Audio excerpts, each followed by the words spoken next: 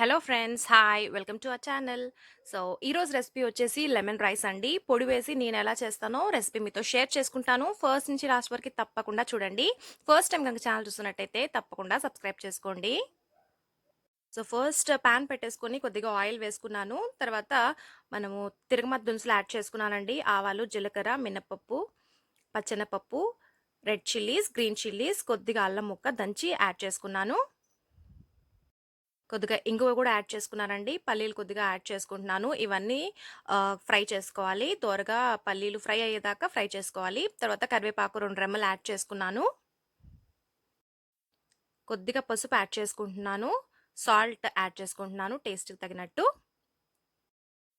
రెగ్యులర్‌గా lemon rice లాగా కాకుండా లెమన్ రైస్‌లో ఈ పొడి యాడ్ చేసుకొని ట్రై చేయండి. చాలా టేస్టీగా ఉంటుంది. సో, లెమన్ అండి 2 లెమన్ జ్యూస్ యాడ్ చేస్తున్నాను. లెమన్ జ్యూస్ యాడ్ చేసి స్టవ్ ఆఫ్ చేసేయాలి. సో, పొడి కోసం మిక్సీ జార్‌లో శనగపప్పు యాడ్ చేస్తున్నానండి. రెడ్ చిల్లీస్ 3 యాడ్ చేస్తున్నాను. కొద్దిగా కొబ్బరి యాడ్ చేస్తున్నాను. ఇవన్నీ మెత్తగా గ్రైండ్ చేసుకోవాలి. సో, ఇలా గ్రైండ్ చేసేసుకున్నానండి. ఇది మనం లెమన్ జ్యూస్ వేసిన తర్వాత పొడి యాడ్ చేసుకోవాలి. సో, యాడ్ చేసేసుకున్నాను నేను. ఒకసారి కలిపేసుకుంటున్నాను. స్టవ్ ఆఫ్ చేసే ఉంది. ఇప్పుడు రైస్ కలుపుకోవాలండి. సో, రైస్ అంతా బాగా మిక్స్ అయ్యేలాగా కలిపేసుకోవాలి.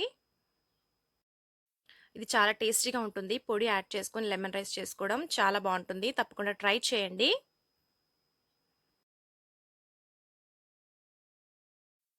సో, అంతే అండి. మన లెమన్ రైస్ పొడి వేసుకొని రెడీ అయిపోయింది. సో, తప్పకుండా ట్రై చేయండి. మరిన్ని వీడియోస్ కోసం లైక్, షేర్ అండ్ సబ్స్క్రైబ్ చేసుకోండి. Thank you for watching.